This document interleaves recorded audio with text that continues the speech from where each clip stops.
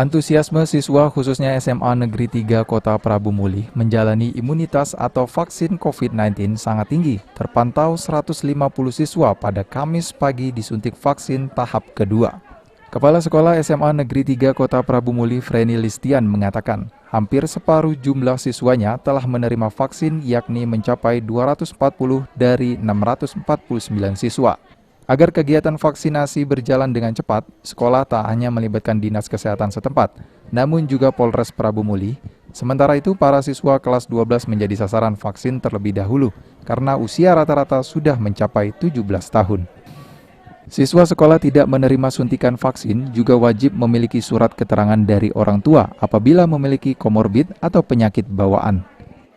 Jadi hari ini vaksin kedua bagi siswa SMA Negeri 3 Prabu Muli. Total berapa hari ini begini? Ini sudah vaksin kedua, jadi total sudah 240 anak yang sudah vaksin. Dari 649, jadi sudah 20-30% anak sudah divaksin lengkap. Target kita 100% anak akan divaksin. Kita menunggu jadwal dari Dinas Kesehatan dan dari Kapolres.